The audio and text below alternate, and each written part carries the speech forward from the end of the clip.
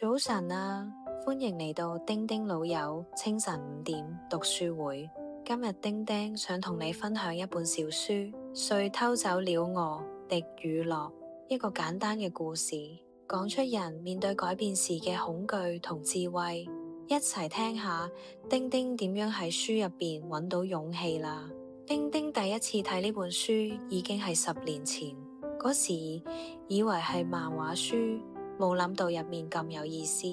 前幾日執書櫃時，見到封面嗰2隻得意老鼠，翻開幾頁就諗，不如用動畫重現佢哋嘅故事啦。故事入邊有2隻老鼠，臭臭同聰聰，仲有2個小矮人，哈哈同哼哼。佢哋每日都入迷宮揾乳酪，終於喺 C 區揾到屬於自己嘅乳酪。但有一日返去 C 區，乳酪竟然全部唔見晒。臭臭同聰聰即刻着返跑鞋出去揾新乳酪，相反2個小矮人不停咁鬧，話邊個搬走咗我啲乳酪啊？佢哋日日都返嚟睇，希望乳酪會自己返嚟。結果日子一日一日過，乳酪冇返嚟。終於有一日，哈哈鼓起勇氣邀請哼哼一齊離開迷宮去探索，但哼哼唔肯，因為佢太慣咗 C 區嘅安逸。哈哈決定自己出發，一路行一路喺牆上寫低感受。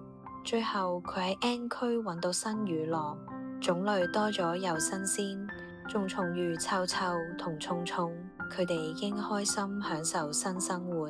4個角色代表4種人：臭臭敏銳觀察，識得準備；聰聰行動快，敢試新嘢；哈哈克服恐懼，勇於改變；哼哼驚改變唔願喐。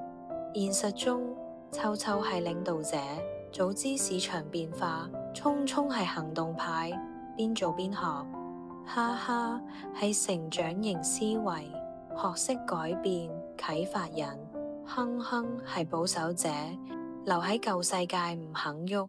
丁丁覺得4種角色每個人都有。喺呢個變化咁快嘅時代，我哋唔應該再問邊個搬走咗我嘅乳酪，而係要學識自己喐手整新乳酪。因為世事多變，最重要就係及時應變。人生嘅乳酪可能係你嘅目標、感情、工作或者健康。當乳酪唔見咗，唔好怨，要出發揾屬於你新味道嘅乳酪。如果你鍾意呢類溫暖又啟發嘅故事，記得 like、subscribe 同 share 俾你老友啦。下星期嘅清晨5點讀書會，丁丁會講另一本書，好好準備變老敗良萬福醫生。到時見。